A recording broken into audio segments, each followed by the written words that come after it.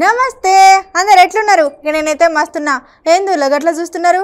ఇలా మన అదర్స్ న్యూస్లో ఎసంటి ముచ్చట్లు పట్టుకొచ్చిన అని చూస్తున్నారులే. ఇక ఎలా జరిగింది గరం వార్తలు గట్లనే గమ్మత్తు వార్తలు కూడా పట్టుకొచ్చిన. ఇక ఆలస్యం చేయకుండా ముందుగా హెడ్లైన్స్ ఏందో చూడురి.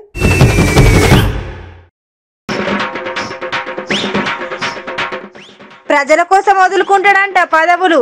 ఈ మాట అన్నది ఎవరో కాదులా పిసిసి అధ్యక్షులు.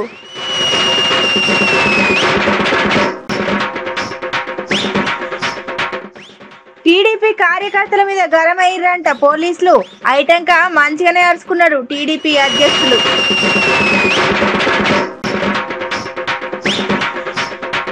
2023 సంవత్సరంలో గిదే అవుతుందంట పెద్ద జోకు.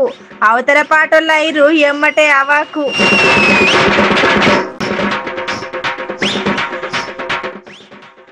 సంక్రాంతి తర్వాత పెడతారంట కొత్త పార్టీ. ఇక ఐటంక షురు అవుతుంది అసలు గిల్టీ.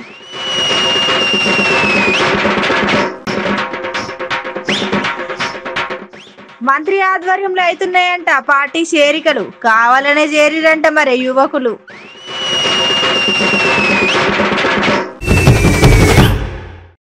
ఇక ఈ ముచ్చట చెప్పే ముందు మీకు మునుపు జరిగిన ఓ ముచ్చట మళ్ళీ పారి యాద్ చేస్తా. గదేందంటే వైఎస్ షర్మిలక్క పాదయాత్ర చేస్తుంటే చాలా మంది నాయకులు గట్లనే తెలంగాణలో ఉన్న పోలీసులు అక్క పాదయాత్రను ఆపిరు. మరి ఇక ముచ్చట ఇప్పుడు ఎందుకు చెప్తున్నా అంటే నిన్ననే కదా నుల్లా చంద్రాల సార్ ప్రచార బండ్లను పోలీసులు ఆపిరు. కానీ గట్లనే నిన్న టీడీపీ పార్టీ కార్యకర్తల మీద కూడా పోలీసుల తీరు గురించి చంద్రాల సార్ మస్తు గరమైండు. ఇంకింత ముచ్చట సార్ మాటల్లోనే అరుచుకుందాం పారి. నిన్న కాదు చంద్రాల సార్ ప్రచారం పడినాడు పోలీసులు ఆపిల్లని. అట్లనే నిన్న టీడీపీ పార్టీ కార్యకర్తల మీద పోలీసుల తీరు గురించి చంద్రాల సార్ మస్తు గరమైండు. ఇంకింత ముచ్చట సారే చెప్తారు. ఎన్నూర్రి కుప్పంలో ఏం జరుగుతుందో నిన్నటి నుంచి ఆంధ్రప్రదేశ్ రాష్ట్రంలో ఉండే 5 కోట్ల మంది కాకుండా ప్రపంచంలో ఉండే తెలుగు వాళ్ళందరూ వాచ్ చేస్తున్నారు.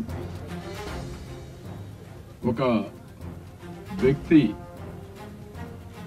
అరాచక శక్తిగా తయారై రాష్ట్రంలో ప్రజాస్వామ్యాన్ని అపహాస్యం చేస్తూ పైశాచిక ఆనందాన్ని పొందుతూ పోలీసు వ్యవస్థని దుర్వినియోగం చేస్తూ ఇష్టానుసారంగా చేసే పరిస్థితి వచ్చింది.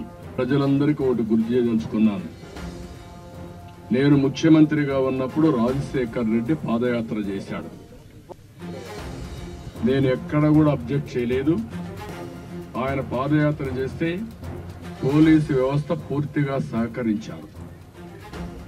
నేను ముఖ్యమంత్రిగా ఉన్నప్పుడు అంత మునుపు కూడా షర్మిల పాదయాత్ర చేసింది. ముఖ్యమంత్రిగా లేనప్పుడు కూడా ఆవిడ కూడా వచ్చి మీటింగ్లన్నీ పెట్టింది. ఆవిడ మీటింగ్లు కూడా నేను ఎక్కడ అడ్డుకోలేదు. అంత మునుపున్న ప్రభుత్వాలు కూడా పాదయాత్రను అడ్డుకోలేదు. విజయమ్మ ఎక్కడ చూసినా మీటింగ్లు పెట్టింది. మీటింగ్లు పెట్టినప్పుడు ఎక్కడ కూడా ఏ మీటింగ్ను కూడా డిస్టర్బెన్స్ కానీ వాళ్ళకి ఇబ్బంది కలిగించడం చేయలేదు. అదే జగన్మోహన్ రెడ్డి అంటే ఏమనుకుంటారు? ఇది పోలీసు రాజ్యమా? ఇది ఉన్మాదుల రాజ్యమా? సైకోల రాజ్యమా? ఇది నేను అడుగుతున్నా. జగన్మోహన్ రెడ్డికి పిరికితనం వచ్చింది, భయం పుట్టుకొచ్చింది. ఎంచోపైన తెలుగుదేశం పార్టీ కనపడుస్తా ఉంది.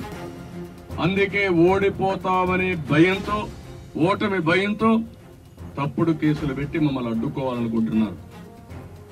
రాష్ట్రంలో ఒక ఎమర్జెన్సీ విధించే పరిస్థితిలోకి వచ్చారు.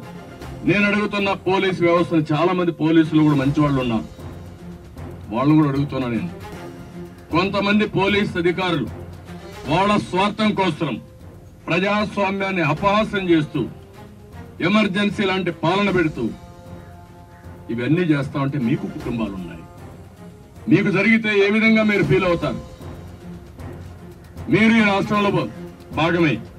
మేము చేసే పోరాటం ఈ రాష్ట్రాన్ని కాపాడుకోవాలి, మన పిల్లల భవిష్యత్తుని అంధకారం చేయకూడదనే ఉద్దేశంతో మేము పోరాడుతున్నాం. అలాంటి పోరాటంలో మీ సహకారం కూడా అవసరం. నేను ఇక్కడ అడిగేది, ఇప్పుడు అడుగుతున్న పోలీసుల్ని, ఆ డిఎస్పీ ఎక్కడున్నాడో రమ్మంటున్నా. నా వాహనాన్ని తెస్తావా, లేకపోతే మళ్ళీ దీనిపైన పోరాటం చేయాలని అడుగుతున్నా. డీజీపీని అడుగుతున్నా, ఎస్పీని అడుగుతున్నా, పోలీసు వ్యవస్థకు చెప్తున్నా, తప్పు ఎవరు చేసినా కరెక్ట్ చేసుకోవాలి. ఎక్కడికి పోతున్నా ఆయనకి సహకరిస్తారు కొంతమంది పోలీసులు. ఇక్కడే ఉన్నాడు ఎస్పీ, ఎక్కడున్నాడు? లా అండ్ ఆర్డర్ మెయింటైన్ చేయడానికి వచ్చావా? తెలుగుదేశం పార్టీ పైన దాడులు చేయించడానికి వచ్చావా నువ్వు ఇక్కడికి? ఇక్కడ ఉండే పోలీసులు ఎవరున్నారో సీనియర్ ఆఫీసర్ ఉంటే ఒకరోజు కనపడాలి. నా పోరాటం మీ మీద కాదు. మామూలుగా డిఎస్పీ ఉండాలి నాకు ఎన్ఎస్జీలో సెక్యూరిటీ ఇవ్వడానికి. కంపల్సరీగా ఆ కంపెనీ కావాలి. ఎవరున్నారు? సీనియర్ ఆఫీసర్ ఉన్నారా? ఇక్కడ బాధ్యత కలిగిన వ్యక్తి ఉన్నారా? ఇది బాధ్యత రాహిత్యం. అంటే ఈ రాష్ట్రంలో ఏం జరుగుతా ఉంది? ఏంటి అరాచకాలు? దీనికి పోలీసులు కొంతమంది ఒత్తాసు పలకడం ఏమాత్రం సమంజసం? నేను ఇక్కడి నుంచి నా చైతన్య రథాన్ని అక్రమంగా పోలీసులు తీసుకుపోయిన దానికి నిరసనగా ఇక్కడి నుంచి పాదయాత్రతోనే, నిరసన యాత్రతోనే ఇక్కడికి వెళ్తున్నా, వెన్యూకి వెళ్తున్నా. నేను ఐఎమ్ వెరీ క్లియర్. ఈ రోజు నేను చెప్తాను, డిక్లేర్ చేస్తున్నా. నేను కూడా ఎవరైతే చట్టాన్ని అతిక్రమించిన పోలీసుల పైన చట్ట ప్రకారం మేము కూడా కేసులు పెడతాం, ప్రైవేట్ కేసులు పెడతాం, మిమ్మల్ని కూడా బోనెక్కిస్తాం. ఆ విషయం మీరు గుర్తుపెట్టుకోండి. మీ కుటుంబాలు కూడా బాధపడినప్పుడు మీకు తెలుస్తుంది. ఆ బాధ ఏంటో మీకు చూపిస్తాం. జగన్ రెడ్డి పని అయిపోయింది, ఇంక ఇంటికి పోవడం ఖరారైపోయింది. అందుకే పిరికితనంతో చేసే పిరికి చేష్టలు ఇవి. రాష్ట్రాన్ని కాపాడతారా? సైకో పక్కన ఉంటారా?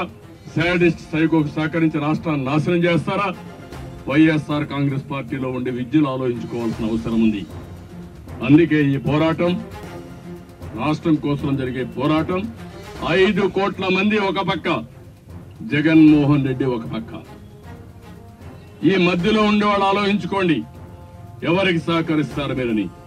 ప్రజలకు సహకరిస్తారా? శాడిస్ట్ సైకోకు సహకరిస్తారా? ఇది మీరు నిర్ణయం చేయాలి. నా మీద ఇంతవరకు 45 ఏళ్లుగా ఎవ్వరు కూడా కేసు పెట్టాలంటే ఎక్కడ కూడా అవకాశం కూడా లేదు వాళ్ళకు. అందరూ కూడా ఆలోచించారు, రాజశేఖర్ కూడా ఆలోచించాడు. అందుకే చెప్తున్నా, emergency in Andhra Pradesh. Jaganmohan Reddy failed CM, అన్ని రంగాలలో ఫెయిల్ అయ్యాడు. అందుకే జగన్మోహన్ రెడ్డి పని అయిపోయింది. అందుకే ఈరోజు చూస్తే రాష్ట్రం అంతా నిలదీస్తున్నారు, సైకో పాలన పోవాలి, సైకిల్ పాలన రావాలని. నేను ఈ విషయం చాలా స్పష్టంగా చెప్తున్నా. Before public, you are all culprits. You are violating law, you are violating act. Your duty is law and order maintain చేయడం. అది మర్చిపోతున్నారు మీరు. తీవ్రవాదుల పైన పోరాడారు, సమర్థవంతంగా చేసి దేశంలో ప్రపంచంలో అప్రిషియేట్ చేసే పరిస్థితికి వచ్చారు. ముఠా నాయకులు అణిచివేశారు. ఇంకో పక్క మత సామరస్యాన్ని కాపాడారు మీరు. ఆ విషయం మీరు గుర్తుపెట్టుకోండి. అందుకని మనసుండే పోలీసులు కోరుతున్నా, ఒక 10-20% ఉన్నారు, వాళ్ళపైన రాజీ లేని పోరాటం చేస్తాం. రామచంద్రారెడ్డి గుర్తుపెట్టుకో, ఇది బిగినింగ్ మాత్రం. నీ పుంగునూరులో కూడా చూస్తా, నీ తడాకా ఏంటి చూస్తా. తమాషాట్లాడుతున్నావు నువ్వు, నోరు బారేసుకుంటున్నావు నువ్వు చేసే అరాచకాలకి. నేను రెచ్చగొట్టానా? మా మీద తప్పుడు కేసులు పెట్టి పైశాచిక ఆనందాన్ని పొందుతూ నువ్వు ఒక సైకోకి తయారయ్యావా నువ్వు? అదే నేను అనుకుంటే 14 ఏళ్ళు నిన్ను వదిలిపెట్టేవాడినా? నువ్వు తిరిగేవాడివే ఈ జిల్లాలో. గుర్తుపెట్టుకో కబద్దార్. ఏంటి పులివెందల్లో కడాన నీకే పాలు పోయాలా? మీ తాత జాగీరా ఇది? నీ ఇష్ట ప్రకారం అరాచకాలు చేస్తావా నువ్వు? అడగాల్సిన పని లేదా? ఏం చేశావు ఇసుక? ఏం చేశావు మైనింగ్? ఇదే కుప్పంలో 50 కోట్లు అడుగుతావా నువ్వు? మొత్తం ఫైన్లేసి 50 కోట్లు కట్టాలంట కప్పం. ఈయనకి బెదిరిస్తున్నాడు. బెదిరిస్తే వదిలిపెడతానా? ఆ 50 కోట్లు ఖర్చు పెడితే వాళ్ళందరి టేక్ ఓవర్ చేస్తా. ఏదైనా కానీ డబ్బులు ఇవ్వడం ఇచ్చినాడని తెలిస్తే మెడ మీద కత్తి పెట్టి చేస్తావా సస్తావా అని అడిగితే ప్రజలు భయపడందరైపోతే నువ్వు ఒక రాజకీయ నాయకుడుగా ఈ రోజు రాజకీయ ముసుగులో ఉండే నేరస్తులతో పోరాటం చేస్తున్నావు. కరుడుగట్టిన నేరస్తులుగా తయారయ్యారు మీరు. వదిలిపెట్టను మిమ్మల్ని కూడా. ఇప్పుడు రాని అదన్నట్టు అసలు ముచ్చట ఇది ఎక్కడ ఇచ్చింద్రవని జరి వివరంగానే చెప్పుకుంటూ వచ్చిండు. రాష్ట్రంలో ప్రచారం చేసుకోవద్దా, అసలు మా ప్రచారం బండ్లు ఎందుకు ఆపుతున్నారు, ఆపమని ఎవరు చెప్పిళ్ళు, ఏంది మీ దాడులని ఇట్లా ఒకటి ఇంకొకటి సవాల్ ఇసురుకుంటా మస్తకరమైండు పక్క రాష్ట్రం చంద్రాలు సారు. మీ ముచ్చట మంచిగా ఉన్నది కానీ మొన్న అయినట్టు మళ్ళీ తొక్కిసాటలు ఏమన్నా అయితే ముందే జాగ్రత్త పడ్డట్టున్నారు పోలీసులు అని అంటున్నాం ముచ్చటిన పబ్లిక్.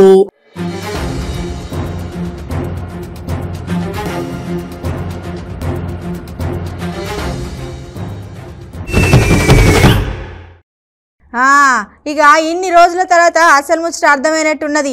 తెలంగాణలో సీఎం కేసీఆర్ చేయబట్టి ప్రజలు చాలా మోసపోతున్నారు. ఇక ఇవన్నీ కాదు కానీ తెలంగాణ ప్రజల కోసం గటనే కాంగ్రెస్ పార్టీ అధికారంలోకి వస్తుందంటే పిసిసి పదవిని కూడా నేను వదులుకుంటా, నేను ఇక ఎంత పెద్ద త్యాగమైనా చేస్తా అని అంటున్నారు ఓ సారు. ఆయన నాకు ఎరికేలే, మీకు ముచ్చట సమజైనట్టుంది కదా, చాలా ఆలస్యం చేయకుండా అసలు ముచ్చట అరుచుకుందాం పారి. ఇక ఇన్ని రోజుల తర్వాత అసలు ముచ్చట అర్థమైనట్టున్నది. తెలంగాణలో సీఎం కేసీఆర్ చేయబట్టి ప్రజలు చాలా మోసపోతున్నారు. ఇవన్నీ కాదు కానీ తెలంగాణ ప్రజల కోసం అంటే కాంగ్రెస్ పార్టీ అధికారంలోకి వస్తుందంటే ఇక నేను పిసిసి పదవిని కూడా వదులుకుంటాను, ఎంత పెద్ద త్యాగం చేస్తా అని చెప్పుకుంటూ వచ్చిండు పిసిసి అధ్యక్షుడు రేవంత్ రెడ్డి సారు. కూడా అప్పటి వరకు సన్నగిల్లిన ఆత్మవిశ్వాసం మళ్ళొక్కసారి రెట్టించింది. ఇవాళ ఈ వేదిక మీద నుంచి నా మిత్రులకు విజ్ఞప్తి చేస్తున్నా, ఏ పార్టీలైనా ఉండండి, 2014 నుంచి ఈ రోజు వరకు ఏ రోజైనా చంద్రశేఖరరావు గారితో కాంప్రమైజ్ కావడం కానీ పక్కన నించోవడం కానీ చంద్రశేఖరరావు గారి నీడను కూడా నేను సహించలేదు, భరించలేదు. నిటారుగా నిలబడి కొట్లాడిన, చెంచల్గూడి జైల్లో చిప్పకూడు తిన్నా, చెర్లపల్లి జైల్లో చిప్పకూడు తిన్నా, 120 కేసులు కట్టుకున్నా. ఇంతకంటే ఇంకా నాకు పొయ్యేది లేదు, కేసీఆర్ పీకేది లేదు, చివరికి ఇంకేం చేయగలడని నేను అడుగుతున్నా. ఇవన్నీ కూడా సామాన్య కార్యకర్తలు ఊర్లలో ఒకరొకరు వాళ్ళ బాధలు వాళ్ళ కష్టాలు చూస్తుంటే మనకి చాలా చిన్నగా కనిపిస్తుంది. కాబట్టి మిత్రులారా, మనం అందరం కూడా ఒక ఆలోచనతోని విశాల తెలంగాణ 4 కోట్ల ప్రజల యొక్క ప్రయోజనం కోసం ఈరోజు మనం ఆలోచన చేయాలి, నిర్ణయాలు తీసుకోవాలి.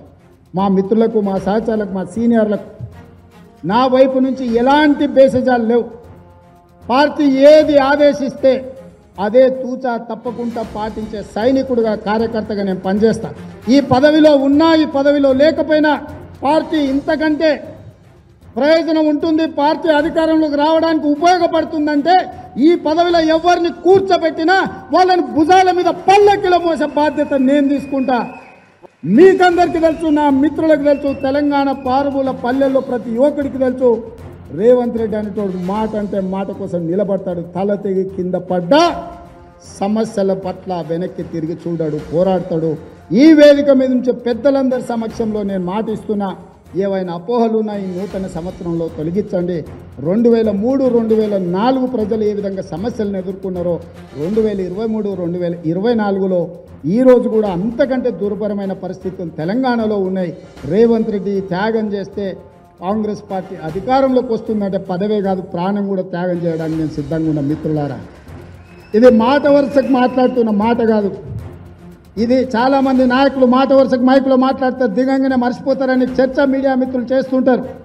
కానీ ఇంతవరకు ఈ 20 సంవత్సరాల ప్రస్థానంలో మీరు ఎప్పుడైనా చూడండి, ఎవరి పక్కన నిలబడ్డా, వాళ్ళ పక్కనే నించున్న, వాళ్ళ తరఫున కొట్లాడినా, వాళ్ళ జెండాను మోసిన, వాళ్ళనే గుండెల నిండా అభిమానించిన ఇవాళ రాహుల్ గాంధీ గారు లాంటి నాయకుడు ఈ దేశానికి అవసరం ఉన్నది. ఈ దేశం కోసం తన రక్తాన్ని దారబోసి, రక్తం గడ్డగట్టే చలిలో ఆగకుండా 3500 కిలోమీటర్లు నడిచి కన్యాకుమారి నుంచి కాశ్మీర్లో ఈ దేశం జెండా ఎగిరేయాలన్న ఆలోచన చేస్తుంటే ఆయన పట్టుదల ముందు, ఆయన త్యాగం ముందు మన త్యాగాలు, మన ఆలోచన, మన త్యాగం అనే పదం కూడా మనకు పెద్దదైతే మనం సర్దుకోవడమే పెద్ద పదం. సర్దుకుందాం, అందరం కలిసి ముందుకు వెళ్దాం. ఇవాళ ప్రజలు చాలామంది గ్రామాలలోకి వెళ్తుంటే మీరందరు కుటుంబ సభ్యులు కాబట్టి సార్ మేము మీ కోట్ వేస్తాం, మీకు గెలిపిస్తాం, మీరు పంచాయతీలు పెట్టుకోకండి సార్ అంటారు. సింగిల్ లైన్, వేరే ఏమంటలేరు. మీరు ఏమైనా పైసలు ఇస్తారా, మీరు ఏమైనా మందు వస్తారా, మీరు ఏమైనా దావతులు ఇస్తారా అని ఎవరు అడుగుతలేరు. మీరు అందరూ ఒక దగ్గర కూర్చోండి సార్, మీకు అధికారం తెచ్చిస్తామంటారు. దానికోసం ఏ అడుగు ముందుకేయడానికైనా నేను సిద్ధంగా ఉన్నా. ఇవాళ ఏ త్యాగం చేయడానికైనా నేను సంసిద్ధత వ్యక్తం చేస్తున్నా. ఇంత మంచి కార్యక్రమాన్ని ఏర్పాటు చేసి ఇంత సుదీర్ఘంగా మనమందరం కూర్చొని చర్చించుకొని మాట్లాడుకునే భవిష్యత్ కార్యాచరణతో ముందుకెళ్దాం. ఇక ముందు ఎలాంటి విషయాలకు మా మీడియా మిత్రులకు కూడా విజ్ఞప్తి చేస్తున్నా, సూచన చేస్తున్నా, హెచ్చరిక కూడా చేస్తున్నా.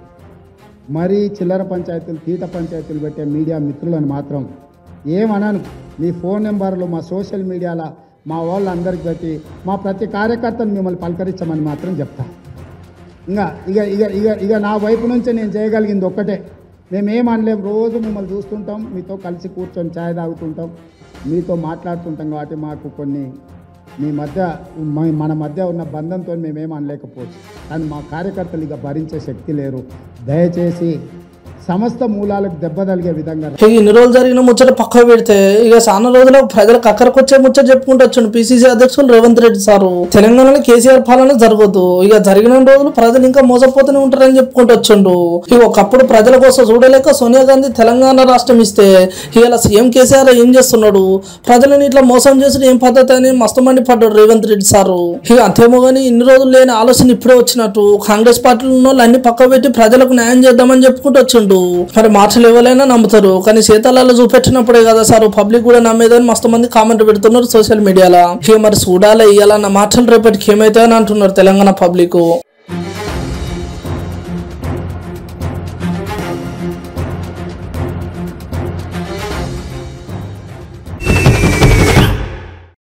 ఇక ఓ దిక్కు చూస్తేనేమో రాబోయే రోజుల్లో వచ్చేది పక్కా బీజేపీ పార్టీ అని కొంతమంది నాయకులు అంటే, లేదు లేదు మీరు అసొంటి ఆలోచన కూడా చేయొద్దని ఓ మంత్రి అంటున్నాడు.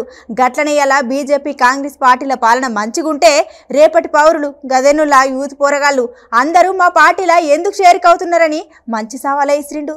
మరి ఇక్కడ ఏ పార్టీ వాళ్ళు అన్నారు, గట్లనే ఏ మంత్రి అన్నాడు? చలో జరిగి ముచ్చట ఇంకా ఇంత ముందుకు పోయేటట్టే ఉన్నది. ముందుగా ముచ్చటైతే ఇందాం పారి. దిక్కు చూస్తేనేమో రాబోయే రోజుల్లో వచ్చేది పక్క బీజేపీ రాష్ట్రమేనా అంటారు కొంతమంది నాయకులు. లేదు లేదు మీరు అసలు ఆలోచన చేయొద్దని చెప్తున్నాడు ఓ మంత్రి. అట్లనే బీజేపీ కాంగ్రెస్ పార్టీల పాలన మంచిగుంటే రేపటి పౌరులు గదేనుల యూత్ పోరాలందరూ మా పార్టీలు ఎందుకు చేరికవుతున్నారని మంచి సవాల్ ఇస్తుండు. ఇక్కడ సవాల్ ఇసి భుజాల మీద కండువలు కప్పి పార్టీలకు ఆహ్వానం ఇచ్చిన మంత్రి జగదీశ్వర్ రెడ్డి సారు. ఈరోజు సూర్యాపేట పట్టణ పరిధిలోని 1వ వార్డు, 2వ వార్డు, 14వ వార్డు ఈ ప్రాంతానికి సంబంధించిన యువకులందరూ దాదాపు రాణి, నాగరాజు, శివ వీళ్ళందరి నాయకత్వంలో దాదాపు 100 మంది పైగా యువకులు బీఆర్ఎస్ పార్టీలో చేరడం జరిగింది. మోడీ ఈ దేశాన్ని నాశనం చేస్తూ ఉన్నాడు. ఈ దేశ ప్రజల సంపద అయిన ప్రభుత్వ రంగ ఆస్తులన్నింటినీ కూడా తన దావేదారులకు కట్టబెడుతూ దేశంలో నిరుద్యోగాన్ని పెంచే ప్రయత్నం చేస్తున్నాడు. 2014లో ఈ దేశ యువతకి ఇచ్చిన హామీల్ని తుంగలోకి సంవత్సరానికి 2 కోట్ల ఉద్యోగాలు సృష్టిస్తా అని చెప్పిన మోడీ గారు సంవత్సరానికి 2 లక్షల ఉద్యోగాలు తీసేస్తూ ఇప్పటికే దాదాపు 15 లక్షల మంది పైగా కేంద్ర ప్రభుత్వ రంగ సంస్థల కార్మికుల్ని, ఉద్యోగుల్ని రోడ్డు మీద పడేసిన సంగతి మనకు తెలుసు. నల్ల డబ్బు తెస్తా,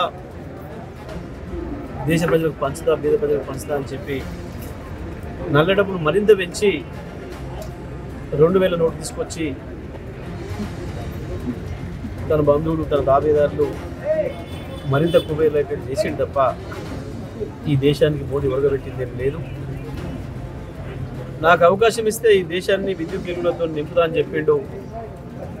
కానీ భారతదేశం గత 75 ఏళ్ల చరిత్రలో ఎప్పుడూ లేనటువంటి పద్ధతుల్లో ఇప్పటికీ 2 సార్లు విద్యుత్ సంక్షోభాన్ని ఎదుర్కొని గుజరాత్తో సహా విద్యుత్ కోతలతోనే తలదింపుతున్న సంగతి మనకు తెలుసు. మరొక వైపు దేశవ్యాప్తంగా కూడా తెలంగాణలో కేసీఆర్ గారు చేసిన అభివృద్ధి పథకాలు ప్రజల్లోకి వెళ్తున్నాయి. విద్యుత్ రంగంలో కేసీఆర్ గారు సాధించిన విజయం, మరొక వైపు ఇరిగేషన్ రంగంలో ఎవరు ఊహించని పద్ధతుల్లో మిషన్ కాకతీయ పథకం, అదేవిధంగా 3 ఏళ్లలోనే 1,00,000 కోట్ల రూపాయలతో కాళేశ్వరం ప్రాజెక్టు పూర్తి చేసి భారతదేశం ఇక్కడ అసలు ముచ్చట ఏంటంటే బీజేపీ చెప్పిన మాటలకు అట్లనే వాళ్ళు చేసిన చేష్టలకి రేపటి పౌరులు కదేనేళ్ల యూత్ పోరాలకు మంచి అనిపించక ఇప్పుడు బీఆర్ఎస్ పార్టీలో చేరికానికి చూస్తున్నారంట. వీళ్ళ అసలు గమ్మత ముచ్చట ఏంటంటే బీఆర్ఎస్ పార్టీలో చేరికైంది ఎవరో కాదు, బీజేపీ అట్లనే కాంగ్రెస్ పార్టీలో చెందిన యువకులు ఇక పెద్ద సంఖ్యలోనే బీఆర్ఎస్ పార్టీలో చేరికాయలంట. అవు మరి అక్కడ యూత్ పొలగాలు చేసిన ఆలోచన కూడా జర నయమే అని చెప్పుకోవచ్చు. ఇప్పుడున్న బీజేపీ కేంద్రం నుండి అయినా ఇంతవరకు మాకు కేంద్రం నుంచి ఒక్కొక్కరు కూడా లేదని గట్లని ఇప్పుడున్న తెలంగాణ సర్కులు కొలువులు ఇస్తుంటే మళ్ళీ వాటికి అడ్డం పడుతున్నారు అని చెప్పుకుంటూ వచ్చిళ్ళు. కానీ ఏదేమైనా గట్ల పక్క పార్టీలో ఉన్న యువకులు ఇలా బీఆర్ఎస్ పార్టీలో చేరికాయాలంటే ఇక రేపు ఎవరైతారో అనే ఆలోచనలు ఉన్నారు ముచ్చటిన పబ్లిక్. కానీ ఏదేమైనా ఇవాళ రేపు రాజకీయ నాయకులేమో కానీ పబ్లిక్ కూడా ఎవరో వచ్చినట్టు వాళ్ళు పార్టీలు మారుతున్నారు, పదవులు కోరుతున్నారు అని మస్తు మంది అంటున్నారు సోషల్ మీడియాలో.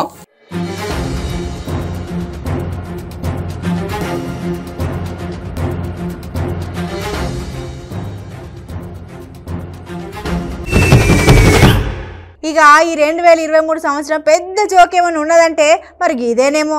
మరి ఇక జోక్ ఏందంటారా? ఇగో చెప్పినట్టు అడిగి అడగనట్టు ఉన్నది గీ ముచ్చట. మేము ఎన్నడున్నా సింగిలే, వేరే పాటలతోని మేము పొత్తుకు దిగుతున్నామంటే ఇక అది 2023 సంవత్సరంలో పెద్ద జోకు.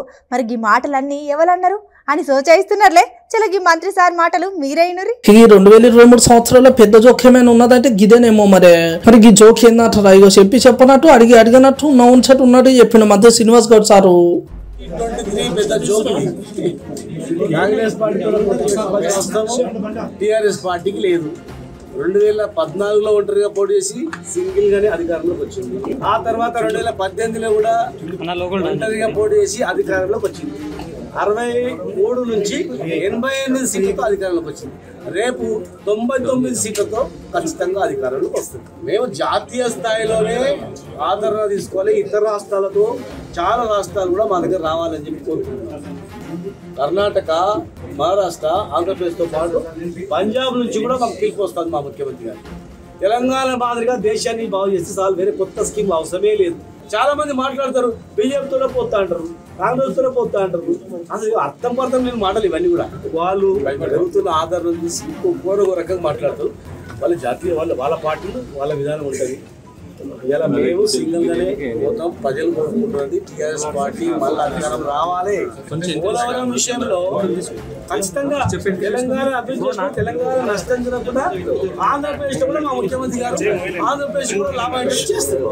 రాజకీయంగా వాళ్ళ పార్టీ ప్రయోజనాల గురించి అధికారం రావాలని ఏ పార్టీ నాయకులు మాట్లాడుతుండొచ్చు. మాకు ఎవరితోనో పెద్ద పెట్టుకోవాల్సిన అవసరం లేదు. మాణిక్యం ఠాకూర్ ఎందుకు రాజీనామా చేసి వాళ్ళ పార్టీ అంతర్గత విషయాలు మనం ఎందుకు మాట్లాడాలి చెప్పండి? నాకు అవసరం లేదు. వాళ్ళు మాట్లాడుతున్నారు మా పార్టీ గురించి కానీ, వాళ్ళ పార్టీ గురించి కానీ, వాళ్ళ విధానాల గురించి కానీ మాట్లాడారు. మా పార్టీ సింగిల్ పార్టీ. మేము ఎన్నడున్నా సింగిలే, గట్లనే వేరే పార్టీలతో మేము పొత్తుకు దిగుతున్నామంటే అది 2023 సంవత్సరాలు అయ్యే పెద్ద జోకని గమ్మతో చెప్పుకుంటూ వచ్చిండు మంత్రి శ్రీనివాస్ గౌడ్ సారు. ఇక ఎవరెన్ని చేసినా ఒకప్పుడు తెలంగాణలో గెలిచింది, మునుపు తెలంగాణనే గెలిచింది, ఇక రేపు కూడా తెలంగాణనే గెలుస్తుందని చెప్పుకుంటూ వచ్చిండు. అట్లనే ఇలా పక్క రాష్ట్రాల నుండి కూడా నాయకులు మన సీఎం సార్ పలకరిస్తున్నంట. అట్లనే మంచి చెడు మాట్లాడుతున్నారు. అంత మంచిగా ఉన్నాయని మొన్నటి వరకు అంటే మనం సంపాదించుకున్న రాష్ట్రం కాబట్టి మనం ఏం చేసినా నడిచింది. మళ్ళీ ఇప్పుడేమో బీఆర్ఎస్ పార్టీ అని పెట్టి దేశాన్ని వెళ్దామని చూస్తున్నారు. జర సూసియలూరు సార్ అని చెప్తున్నారు ముచ్చటిన పబ్లిక్.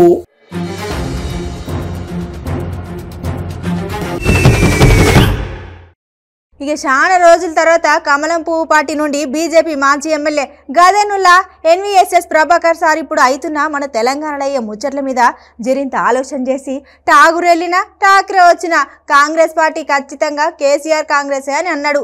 ఇక అంతేమో కానీ ఇక్కడ అసలు ముచ్చట ఏంటంటే సంక్రాంతి పండుగ తర్వాత మళ్ళీ కొత్త పార్టీ వస్తుందని, గట్లనే ఆ పార్టీ తెలంగాణ పేరుతోనే ఉంటుందని చెప్పుకుంటూ వచ్చిండు.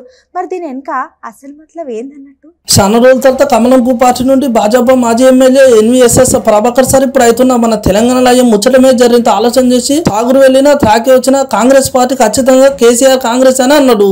అంతేమో కానీ ఇక్కడ అసలు ముచ్చట ఏంటంటే సంక్రాంతి పండుగ తర్వాత మళ్ళీ కొత్త పార్టీ వస్తుందంట, అది మళ్ళీ తెలంగాణ పేరుతోనే ఉంటాయని చెప్పుకుంటూ రాష్ట్రాల ప్రయోజనాలని ఇద్దరు ముఖ్యమంత్రులు గాలికి వదిలేశారు.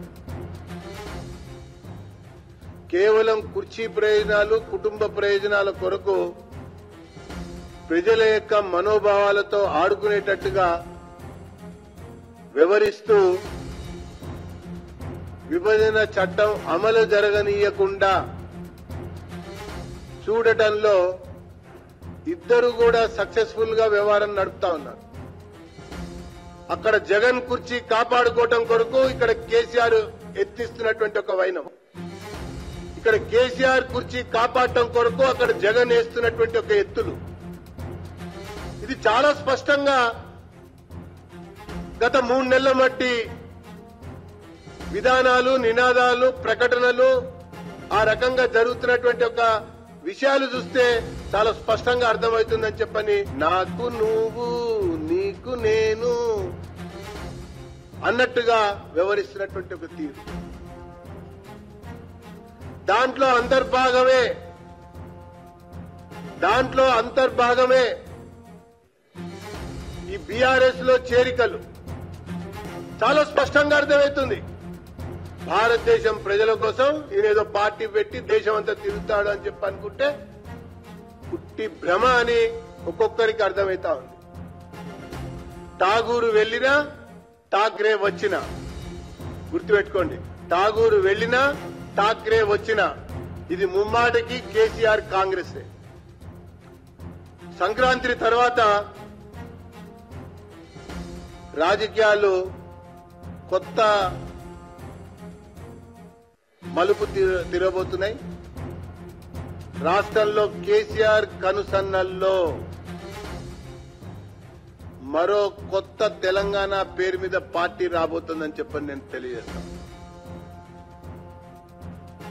సంక్రాంతి తర్వాత కేసీఆర్ కనుసన్నల్లో మరో కొత్త తెలంగాణ పేరు మీద ప్రాంతీయ పార్టీ రాబోతుందని చెప్పని నేను తెలియజేస్తాను. ఇప్పుడున్న లొల్లిలో అట్లనే పార్టీలు సరిపోతలేవని మళ్ళీ ఇప్పుడు కొత్త పార్టీ పెట్టుడైంది, మళ్ళీ రాబోయే పార్టీకి తెలంగాణ పేరు పెట్టుడైందని మస్తు పరిచయం అవుతున్నారు ముచ్చటిన్న తెలంగాణ పబ్లిక్.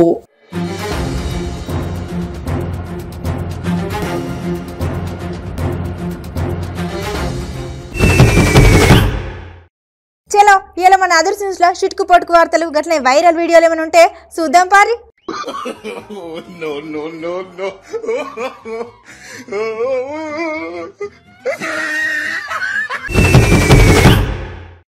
చలో ఎట్లున్నాయి ఇలా మన అదర్ న్యూస్ ముచ్చట్లు మంచిగా ఉన్నాయి కదా. ఇక ఎప్పటికప్పుడు మీకు గిసంటి మంచి మంచి ముచ్చట్లు పట్టుకొస్తూనే ఉంటాం. మరే గప్పటిదాకా యాద్ మరవకుండా చూడరి మన అమ్మ న్యూస్.